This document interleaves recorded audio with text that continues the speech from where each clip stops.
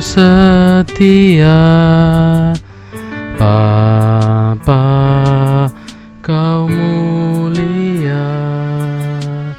Tenanglah jiwaku, aman bersamamu.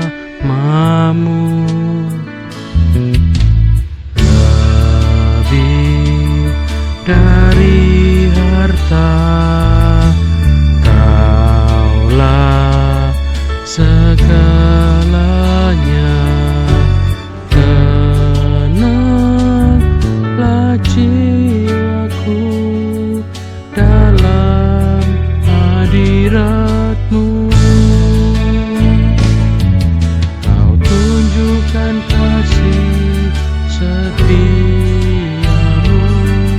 Kau menyediakan yang ku perlu. Kau setia, Kau mulia, dulu, sekarang, dan selamanya.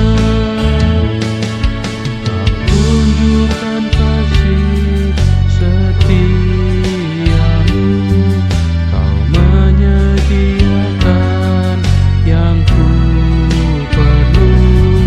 Kau setia, Kau mulia, Bapa, Kau setia.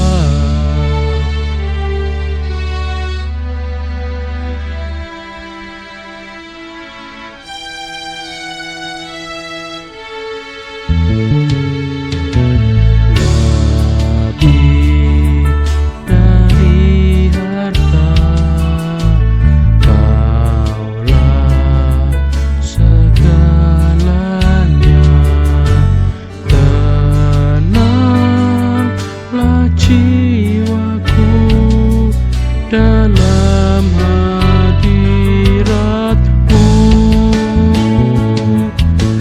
Tunjukkan kasih setia-Mu, Kau menyediakan yang ku perlu.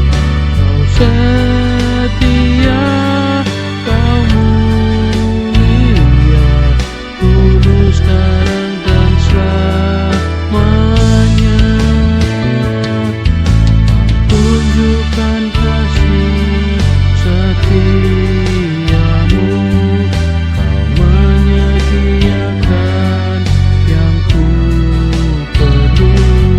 Kau setia, Kau mulia, Bapa, Kau setia.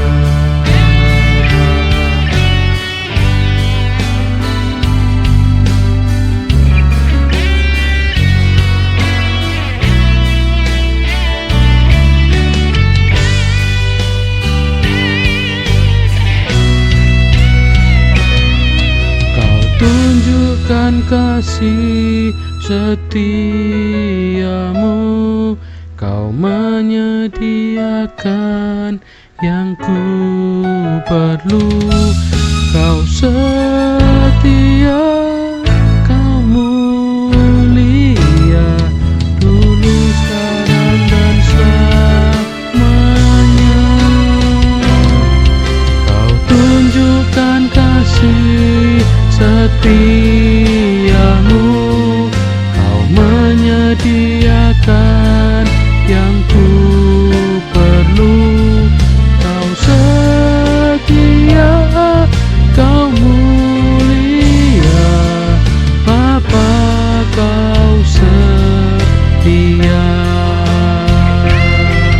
Kau setia, Kau mulia, Kau setia, Kau mulia, Kau setia, Kau mulia, Bapa, Kau setia.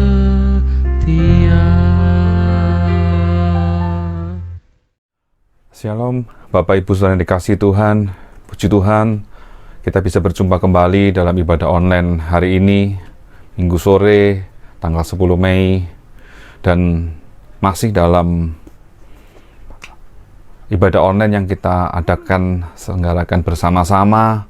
Biarlah ibadah sore hari ini akan menjadi berkat buat kita semua melalui kebenaran firman Tuhan yang akan saya sampaikan. Dan sebelum firman Tuhan ini saya sampaikan, mari kita akan tunduk kepala, kita akan berdoa terlebih dahulu supaya Roh Kudus yang akan memimpin kita, memberi kita pengertian akan kebenaran firman Tuhan yang akan kita dengar sore hari ini. Mari kita berdoa di dalam nama Tuhan Yesus Kristus. Kami berdoa Bapa di hadapan Tuhan, karena kami mengasihi Engkau, karena kami mencintai Engkau, dan kami selalu membutuhkan kehadiran-Mu dalam hidup kami. Kami selalu merindukan kebenaran firman-Mu yang Engkau nyatakan setiap hari dalam hidup kami, khususnya dalam ibadah sore minggu ini Bapa. Saat kami tidak bisa berjumpa satu dengan yang lain, saat kami hanya bisa melakukan ibadah secara online ini, mari Tuhan, Engkau hadir di tengah-tengah kami. Mari Tuhan, Engkau bekerja melalui firman Tuhan yang disampaikan oleh hamba-Mu. Biar kuasa darah-Mu Yesus yang akan tutup bungkus kami semua, memberi kami hikmat, memberi kami pengertian, supaya kebenaran firman yang kami dengar pada sore hari ini akan memberkati kami semua, membuat hidup kami menjadi lebih baik. Kami tahu apa yang menjadi kehendak Allah dalam hidup kami, bagaimana kami harus bersikap, bagaimana kami harus berpikir, bagaimana kami harus bertindak dalam kehidupan kami, biar itu semua seturut dengan kebenaran firman-Mu. Mari Tuhan, urapi setiap jemaat Tuhan yang menyaksikan firman Tuhan online pada sore hari ini. Biar semua diberkati Tuhan. Kuasa Roh Kudus menjamah kami semua. Kami menyerahkan pemberitaan firman-Mu ini dari awal sampai pada akhirnya nanti hanya di dalam nama Tuhan Yesus Kristus. Tuhan Allah kami yang hidup, kami berdoa, kami mengucap syukur. Haleluya. Amin. Puji nama Tuhan, karena hingga hari ini, minggu yang kedua dalam bulan Mei, kita masih bisa berjumpa, dan saya berharap, saya berdoa supaya Bapak Ibu Saudara yang menyaksikan kebenaran firman Tuhan ini tetap dalam keadaan yang baik dan sehat senantiasa. Ini adalah kemurahan Tuhan dalam hidup kita. Dan puji Tuhan, sore hari ini kita akan membahas sebuah tema yang terambil di dalam Filipi 2 ayat 1 sampai dengan 11. Firman Tuhan akan saya bacakan, Bapak Ibu Saudara bisa membuka Alkitab Bapak Ibu Saudara, dan sama-sama kita akan menyimak pembacaan firman Tuhan pada sore hari ini. Filipi 2 ayat 1 sampai dengan 11. Jadi, karena dalam Kristus ada nasihat, ada penghiburan kasih, ada persekutuan roh, ada kasih mesra dan belas kasihan. Karena itu, sempurnakanlah sukacitaku dengan ini. Hendaklah kamu sehati sepikir, dalam satu kasih, satu jiwa, satu tujuan, dengan tidak mencari kepentingan sendiri atau puji-pujian yang sia-sia. Sebaliknya, hendaklah dengan rendah hati, yang seorang menganggap yang lain lebih utama daripada dirinya sendiri. Dan janganlah tiap-tiap orang hanya memperhatikan kepentingannya sendiri, tetapi kepentingan orang lain juga.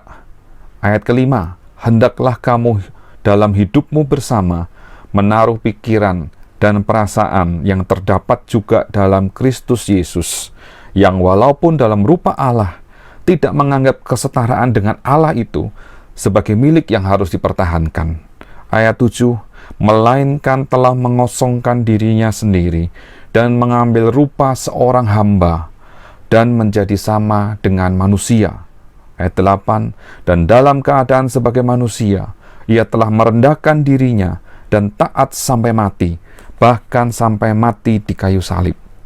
Itulah sebabnya Allah sangat meninggikan dia dan mengaruniakan kepadanya nama di atas segala nama, supaya dalam nama Yesus bertekuk lutut segala yang ada di langit dan yang ada di atas bumi dan yang ada di bawah bumi, dan segala lidah mengaku Yesus Kristus adalah Tuhan, bagi kemuliaan Allah Bapa. Amin. Sore hari ini kita akan belajar satu tema, yaitu mengosongkan diri dan mengambil rupa sebagai seorang hamba. Kita sudah membaca surat daripada Rasul Paulus kepada jemaat gereja yang di Filipi. Dan kita melihat bagaimana Rasul Paulus sangat memperhatikan keadaan jemaat-jemaatnya. Bahkan saat surat kepada gereja di Filipi ini ditulis, Rasul Paulus sedang di dalam penjara.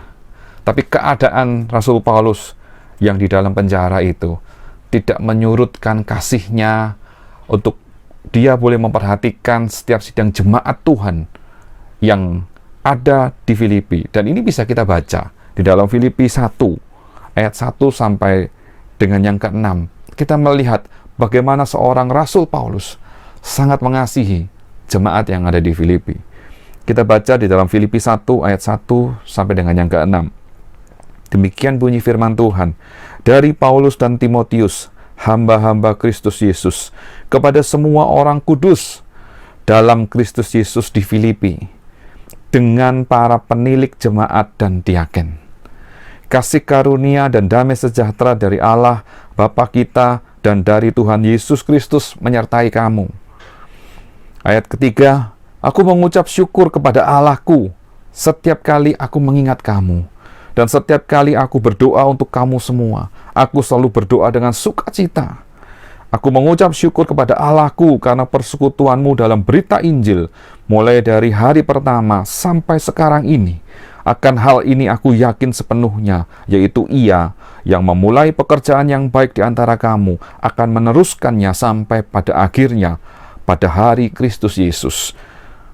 Demikian pemberitaan firman Tuhan di dalam Filipi 1 ayat yang pertama sampai dengan yang ke-6.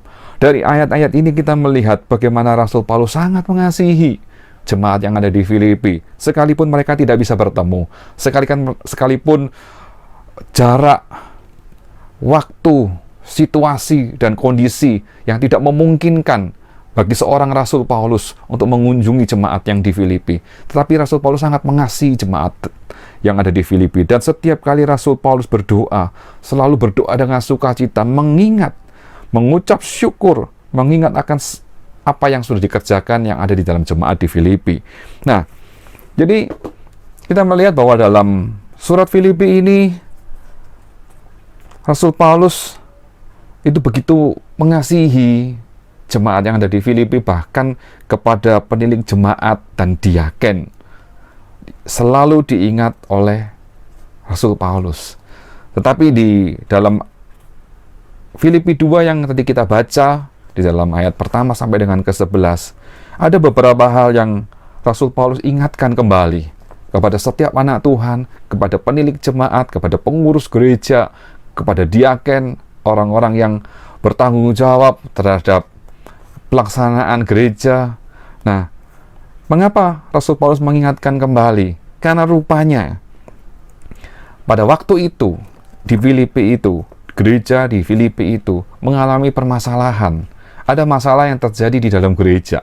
Ada masalah perselisihan di antara pengurus yang ada. Ada salah paham di antara pengurus jemaat yang ada, di antara pelayan-pelayan Tuhan yang ada di Filipi. Dan dalam bahasa kerennya, istilahnya, waktu lalu itu terjadi gegeran di antara mereka. Jadi sejak zaman Rasul Paulus membentuk sebuah jemaat, dan di dalam jemaat yang dikasihi oleh Rasul Paulus, di mana orang-orang yang ditunjuk untuk melayani Tuhan sebagai penilik jemaat dan diaken, saya yakin, saya percaya mereka adalah orang-orang pilihan. Dan ternyata dengan kondisi seperti itu pun masih terjadi perselisihan. Dan ini sesuatu hal yang wajar terjadi, ya. Karena ternyata sampai dengan hari ini pun kita mungkin masih mendengar di dalam sebuah gereja pun terjadi perselisihan. Di dalam sebuah gereja pun terjadi gegeran satu sama lain, saling tidak ada yang mau mengalah, satu sama lain ingin supaya pemikirannya, ingin supaya idenya yang dilaksanakan satu sama lain, khususnya pengurus, ingin supaya dia yang mengerjakan semua itu, dan ada banyak hal lain yang membuat gereja saat ini pun mengalami masalah sama seperti gereja pada waktu itu. Dan ya ini sesuatu hal yang menurut saya pribadi sesuatu yang wajar. Tetapi bagaimana menyikapi hal-hal yang seperti itu? Karena pada saat perselisihan itu terjadi, pada saat yang disebut dengan salah paham itu terjadi, mungkin kita melihat bahwa ada jemaat, ada anak-anak Tuhan yang merasa kecewa, merasa sakit hati, bahkan merasa bahwa kok begini keadaan di dalam rumah Tuhan.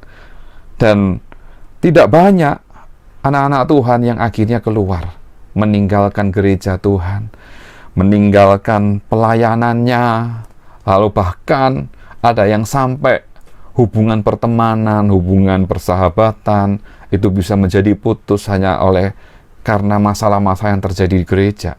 Yang notabene masalah-masalah itu terbit atau masalah-masalah itu terjadi di antara sesama pengurus, sesama diaken atau penilik jemaat. Nah, ini yang sangat disayangkan begitu. Dan ini terjadi sampai dengan hari ini.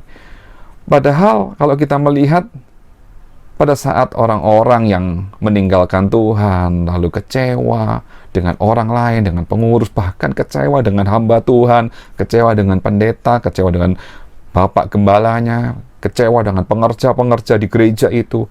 Mereka sebetulnya kecewa dengan oknum manusia, orang yang bisa melakukan hal-hal seperti itu. Tetapi kenapa kok jadi Tuhan yang menjadi imbasnya? Kenapa kok mereka meninggalkan pelayanan, bahkan tidak mau ke gereja, sudah nggak gereja-gerejaan, tidak mau melayani Tuhan lagi, lalu mulai hidup dengan maunya sendiri? Ini akan sangat disayangkan sekali. Kenapa banyak yang terjadi dan seperti itu?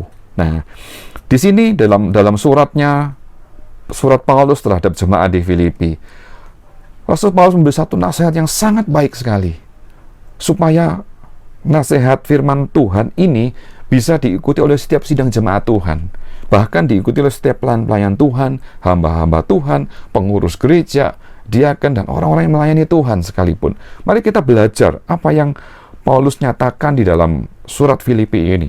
Jadi di dalam Filipi 2 ayat 1 sampai dengan yang 11 yang kita akan baca, saya akan bagi menjadi 3 poin utama yang akan saya sampaikan pada sore hari ini. Yang pertama adalah di dalam Filipi 2 ayat 1 sampai dengan ke-4. Di situ Rasul Paulus menjelaskan bahwa karakter dari seorang anak Tuhan, dari seorang pemimpin gereja, dari seorang penilik jemaat, dari seorang diaken, dari seorang pengerja, haruslah sesuai dengan apa yang Rasul Paulus tuliskan di dalam ayat 1 sampai dengan ke-4. Mari kita baca. Di dalam ayat pertama, firman Tuhan berkata, jadi karena dalam Kristus ada nasihat, ada penghiburan kasih, ada persekutuan roh, ada kasih mesra, dan belas kasihan. Kita semua yang ada di dalam gereja, setiap anak Tuhan adalah anak-anak terang, anak-anak Kristus. Kita semua ada di dalam Kristus. Berarti saat kita semua ada di dalam Kristus ada nasihat. Mari kita belajar untuk saling menasehati. Kalau kita melihat ada rekan, pengurus, teman yang melakukan satu kesalahan, atau berikutnya dikatakan ada penghiburan kasih, menyatakan kasih dengan penghiburan, menguatkan iman, dan sebagainya. Ada persekutuan roh. Di dalam satu gereja yang sama harus ada ikatan roh, kasih Allah dan roh Allah bekerja bersama-sama dalam lingkup gereja yang sama. Ada kasih mesra dan belas kasihan. Berarti di dalam kita melayani Tuhan, Rasul Paulus mengingatkan kepada kita dalam ayat yang pertama, karena kita satu tubuh Kristus, mari kita memiliki kasih yang begitu besar, yang saling memperhatikan satu dengan yang lainnya. Itu menjadi dasar perbuatan, sikap, perkataan, dan tindakan kita. Lalu ayat yang kedua, karena itu sempurnakanlah sukacitaku dengan ini, hendaklah kamu sehati sepikir dalam satu kasih, satu jiwa, dan satu tujuan. Nah, sekali lagi, kalau kita berada dalam satu organisasi gereja yang sama, dalam satu tubuh Kristus sekalipun, berarti kita harus memiliki kesehatian. Dalam hati kita sama, sepikir, sejalan, kita memiliki tujuan di dalam kita melayani Tuhan. Satu jiwa, artinya kita bersama-sama adalah satu tubuh Kristus yang memiliki tugas yang sama dan mulia di hadapan Tuhan. Dan bersyukur kalau kita ada di dalam GKI Suara Kristus, di mana GKI Suara Kristus memiliki misi. Supaya apa? Supaya setiap keluarga yang ada, yang bergabung dalam GKI Suara Kristus, itu mendapatkan firman kebenaran yang asli dan murni dari Tuhan, dan mengerti akan kebenaran firman Tuhan. Ini menjadi tujuan kita bersama, punya visi yang sama, untuk supaya setiap orang percaya mengenal Kristus. Dan ini sudah dinyatakan di dalam ayat yang kedua. Itu harus jadi bagian dalam hidup kita. Satu hati, satu pikiran, satu jiwa, satu roh, satu tujuan. Mari kita sama-sama bergandengan tangan untuk mencari banyak jiwa, menyelamatkan banyak jiwa, bekerja bersama-sama, supaya pekerjaan Tuhan, ladang Tuhan yang sudah menguning ini bisa kita sama-sama garap, mendapatkan tuaian sudah menguning, karena ada banyak jiwa yang perlu diselamatkan. Lalu di ayat ketiga, kembali ke ayat ketiga, dengan tidak mencari kepentingan sendiri atau puji-pujian yang sia-sia. Sebaliknya, hendaklah dengan rendah hati yang seorang menganggap yang lain lebih utama dari dirinya sendiri. Jadi, Rasul Paulus mengajarkan kepada kita bahwa setiap anak Tuhan, jangan sampai kepentingan sendiri ini yang diutamakan. Atau bahkan jangan sampai apa yang kita lakukan itu menimbulkan kesombongan dari hidup kita ini. Membuat kita ingin dipuji, membuat kita merasa bahwa saya lebih daripada yang lainnya. Rasul Paulus mengingatkan kembali, jangan ada yang seperti itu. Sebaliknya, rendah hati, menganggap yang lain lebih utama, karena dasarnya adalah kasih. Ya. Lalu di dalam ayat yang keempat, menyatakan begini, dan janganlah tiap-tiap orang hanya memperhatikan kepentingannya sendiri, tetapi kepentingan orang lain juga. Nah, bersyukur meskipun dalam kondisi situasi yang sangat memprihatinkan ini, di mana ada banyak orang-orang yang mengalami kesulitan dalam hidupnya. Mari anak-anak Tuhan, khususnya yang ada dalam lingkup GKI Suara Kristus, kita sama-sama mengasihi mereka.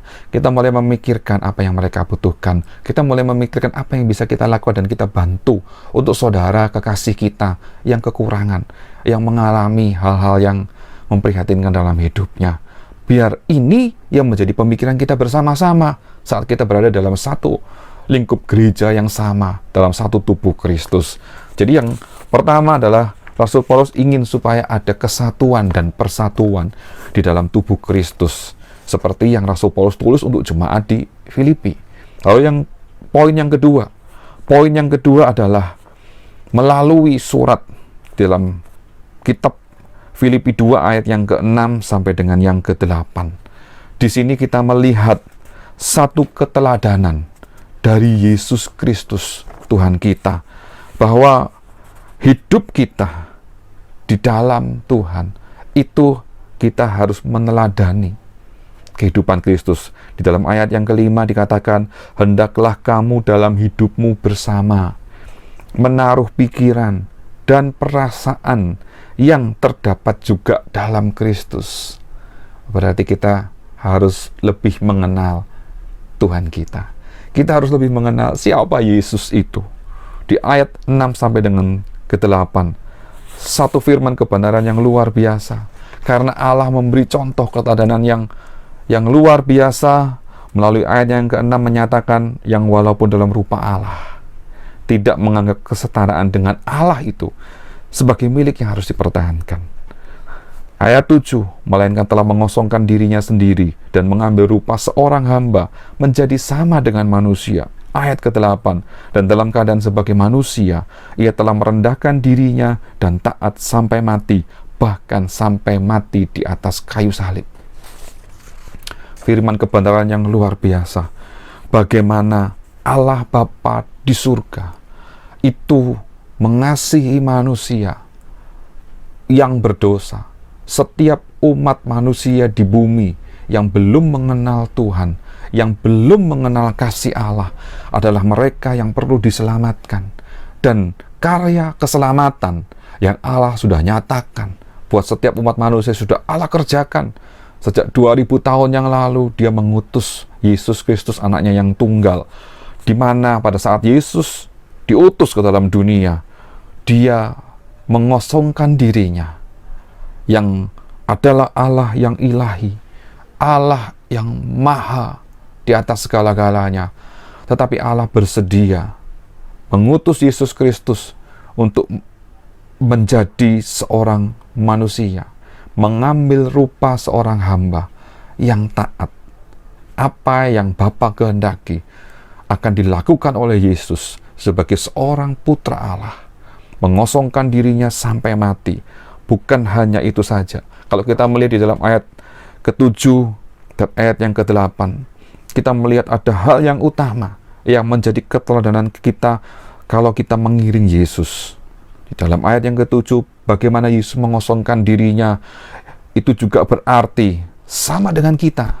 Saat kita mengaku bahwa Yesus Kristus adalah Tuhan, saat kita mengambil keputusan saya mau mengikut Yesus, dan mengikut Yesus adalah keputusanku, maka firman Tuhan berkata, barang siapa yang mau mengikut aku, dia harus menyangkal diri, memikul salib, dan mengikut Yesus.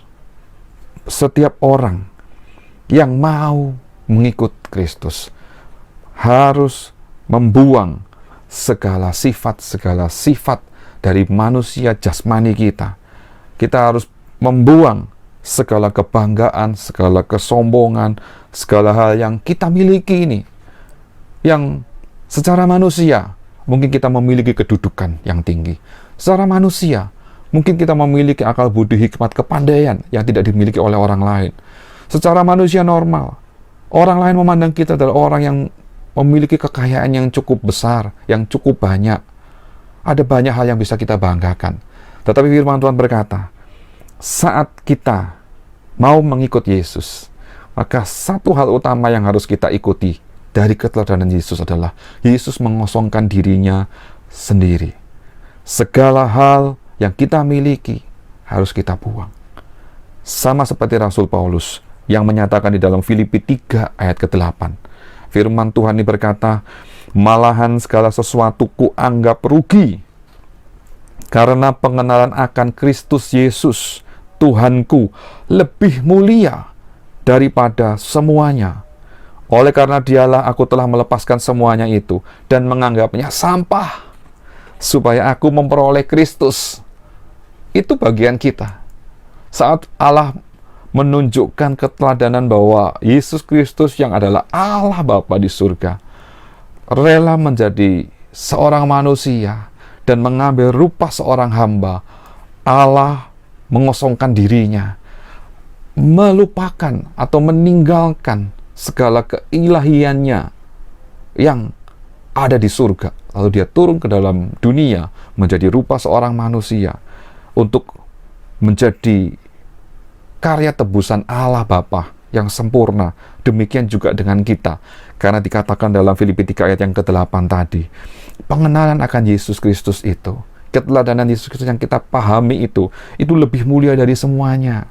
Bahkan aku rela melepaskan semuanya yang aku miliki dan menganggapnya sampah, karena pengenalan akan Kristus adalah hal yang mulia dan kita mendapatkan yang terbaik dalam hidup kita. Itu yang Rasul Paulus katakan, dan biarlah ini menjadi satu keteladanan yang juga kita rasakan dalam hidup kita ini. Bagaimana Kristus Yesus itu benar-benar menjadi hal yang utama dalam hidup kita. Dan tidak salah ada lagu pujiannya mengatakan, yang terutama di dalam hidup ini meninggikan nama Yesus. Biar itu menjadi hal yang utama dan terutama. Lalu hal yang kedua yang Yesus lakukan di dalam Filipi 2 ayat yang ke-7, mengambil rupa seorang hamba. Bahwa Yesus yang adalah Tuhan rela menjadi manusia, dia mengambil rupa seorang hamba. Sesuatu yang tidak mudah untuk dilakukan.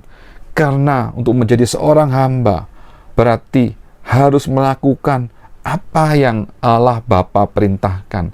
Tidak boleh membantah dan harus mentaati segala perintah Allah Bapa. Apakah kita bisa seperti itu? Kalau kita mengasihi Yesus, kalau kita mengasihi Tuhan, maka kita akan belajar untuk mengikuti keteladanan Yesus, mengambil rupa seorang hamba. Seorang hamba itu adalah hamba Yang dituntut dari seorang hamba adalah ketaatan dan kesetiaan sampai akhir. Kalau kita mengambil keputusan mengikut Yesus, maka kita harus meneladani Kristus Yesus. Sebagai hamba, kita harus belajar dan mengupayakan untuk taat dan setia sampai akhirnya. Dan di dalam 1 Petrus 5 ayat kedua menyatakan, gembalakanlah kawanan domba Allah yang ada padamu, jangan dengan paksa, tetapi dengan sukarela, sesuai dengan kehendak Allah, dan jangan karena mau mencari keuntungan, tetapi dengan pengabdian diri. Setiap dari kita, firman Tuhan berkata, gembalakanlah kawanan domba Allah. Firman Tuhan ini tidak hanya ditujukan untuk para gembala saja, tetapi bagi setiap orang-orang kepunyaan Allah, yang mengasihi Allah, yang dipercayakan keluarga, yang dipercayakan komunitas, yang diberi kepercayaan oleh Tuhan untuk mengunjungi dan menjadi kepala jemaat, kepala rumah tangga, adalah gembala-gembala yang harus melakukan tugas ini dengan sukarela, dengan kesetiaan, dengan pengabdian, dan tidak mencari keuntungan untuk diri sendiri. Kenapa? Karena sudah memiliki Kristus dalam hatinya. Itu yang harus kita lakukan. Nah, bagaimana kita bisa menjadi berkat untuk orang lain? Ya, kalau kita tidak mengambil rupa seorang hamba, hamba ini adalah hamba yang taat dan setia. Biarlah kita belajar, ya, untuk mengambil rupa seorang hamba. Jika Yesus yang adalah Tuhan, itu mau menjadi hamba sebagai manusia biasa, merendahkan dirinya sampai seperti manusia ciptaannya. Apalah artinya kita sebagai manusia ciptaan Tuhan yang diciptakan dari debu tanah yang tidak ada artinya. Karena kita melihat bahwa bagaimana karya Yesus itu adalah luar biasa. Mari kita belajar untuk kita meneladani kehidupan Yesus Kristus sesuai yang Rasul Paulus tuliskan di dalam Filipi 2 ayat ke-5, ke-6, ke-7, dan ke-8. Dan yang poin yang ketiga yang ingin saya sampaikan pada sore hari ini, di dalam ayat yang ke-9 sampai dengan yang ke-11, di mana disebutkan dalam firman ini, itulah sebabnya Allah sangat meninggikan dia dan mengaruniakan kepadanya nama di atas segala nama, supaya dalam nama Yesus bertekuk lutut segala yang ada di langit dan yang ada di atas bumi dan yang ada di bawah bumi, dan segala lidah mengaku Yesus Kristus adalah Tuhan, bagi kemuliaan Allah Bapa. Yesus yang sudah melakukan tugasnya sebagai manusia, mengambil rupa seorang hamba untuk menyelamatkan setiap umat manusia, menyelamatkan kita semua. Pada saat Yesus melakukan dengan taat dan setia sampai akhir, maka di dalam ayat ke-9 dikatakan Allah sangat meninggikan dia, mengaruniakan kepadanya nama di atas segala nama, dan bersyukur kita percaya kepada Yesus yang telah mati bagi kita, menyelamatkan kita, menebus kita dari segala dosa kita, dan kita memiliki nama Yesus, nama di atas segala nama. Bahkan di dalam nama Yesus bertekuk lutut segala yang ada di langit, segala yang ada di atas bumi, dan segala yang ada di bawah bumi. Berarti saat kita menyerukan nama Yesus, saat kita berkata, Yesus, Engkau adalah penyelamatku, maka nama itu akan menyelamatkan kita. Saat kita mengalami ketakutan, kita berseru, Yesus, berikan aku keberanian, maka nama itu adalah nama yang berkuasa, memampukan kita untuk menghadapi setiap kejadian yang menakutkan dalam dunia ini. Bahkan saat kita menghadapi sakit penyakit kita berkata, di dalam nama Tuhan Yesus, segala sakit penyakit hilang. Maka segala penyakit akan hilang. Karena nama Yesus adalah nama yang berkuasa. Bahkan sekalipun kita menghadapi kuasa-kuasa gelap, menghadapi tipu muslihat iblis, kita bisa berseru di dalam nama Yesus. Nama itu yang akan melepaskan kita dari segala kuasa kegelapan. Nama itu yang akan melepaskan kita dan menjaga kita dari segala kutuk apapun. Dan nama itu yang akan memberi kita kemenangan, memberi kita kemerdekaan, memberi kita kekuatan yang baru. Itulah sebabnya kita bersyukur karena kita punya Tuhan yang luar biasa. Tuhan yang namanya adalah nama di atas segala nama. Dan kita bersyukur karena Allah Bapa di surga, Yesus yang sudah mati menebus dosa kita, dia naik ke surga, tapi dia tidak pernah meninggalkan kita. Dia memberikan Roh Kudus untuk menolong, untuk menghibur kita, dan senantiasa Roh Kudus itu ada dalam kehidupan kita. Jadi melalui kebenaran firman Tuhan ini, mari kita belajar bahwa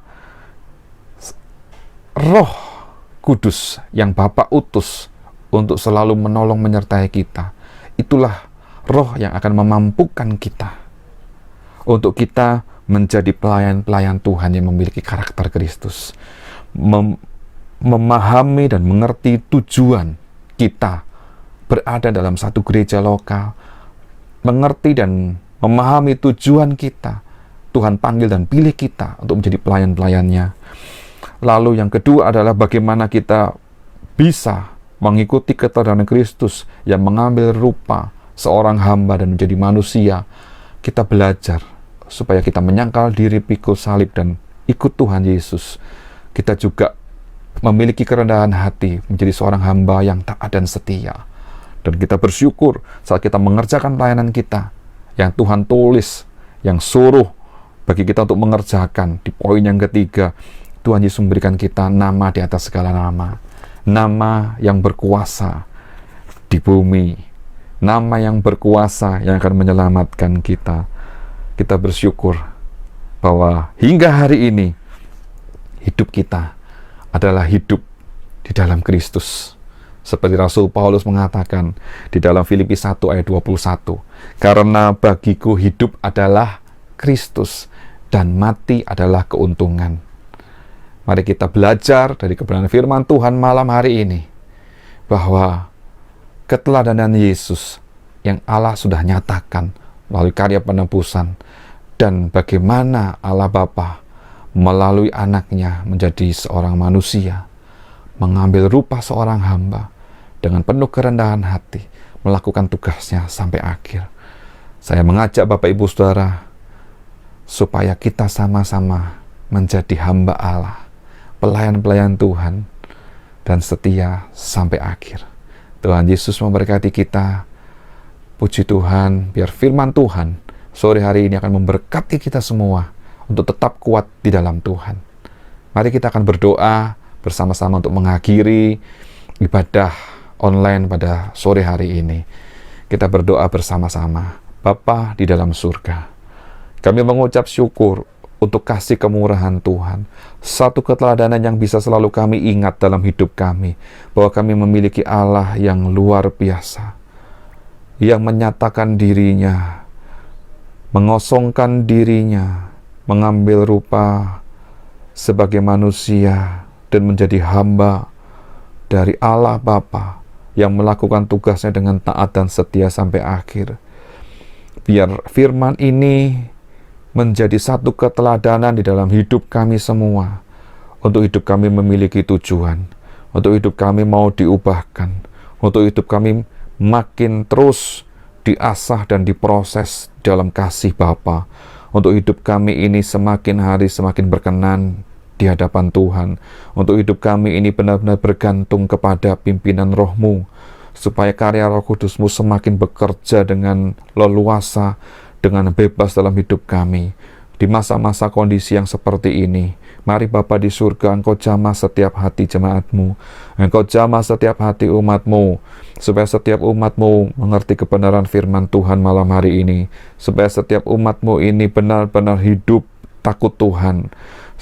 Setiap umat Tuhan yang percaya kepada Tuhan benar-benar meyakini bahwa ada nama Yesus yang berkuasa dalam kehidupan kami, nama Yesus yang akan menyelamatkan kami, nama Yesus yang akan menjaga, melindungi, dan memagari kehidupan kami, memberi kami sukacita, memberi kami damai sejahtera, memberi kami kekuatan dan pengharapan yang nyata, karena kami percaya Yesus Tuhan adalah Allah dan Juru Selamat kami yang hidup, bagi kemuliaan Allah Bapa di surga.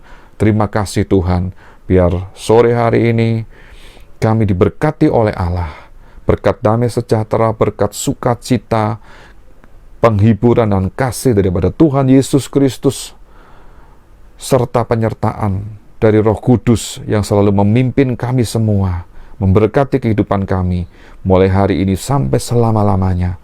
Tuhan Yesus akan datang kembali kali yang kedua. Amin. Tuhan Yesus memberkati kita semua malam hari ini. Sampai berjumpa kembali dalam ibadah online yang selanjutnya. Amin.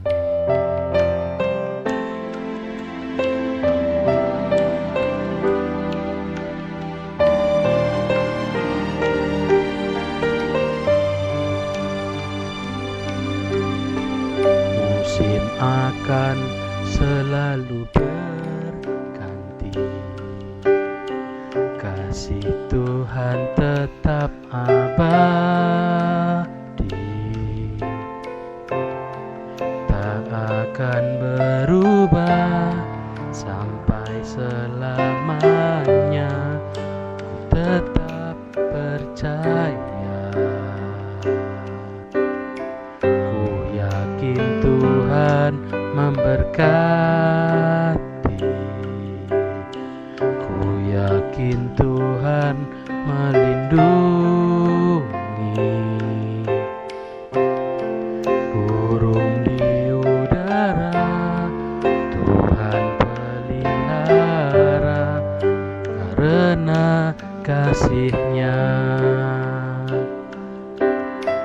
Tuhan selalu menolongku,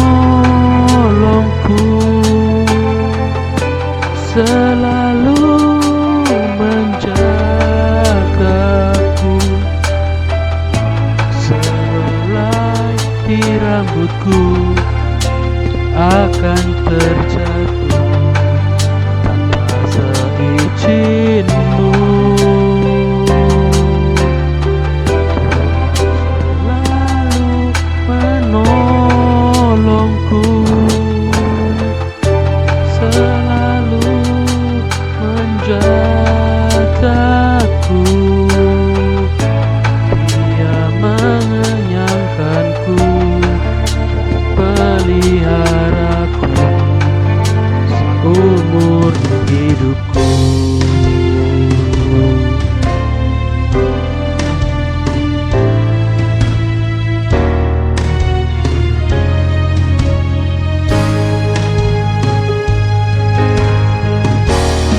Selalu menolongku, selalu menjagaku, sehelai di rambutku akan terjatuh tanpa seizin-Mu. Tuhan selalu menolongku, selalu menjagaku,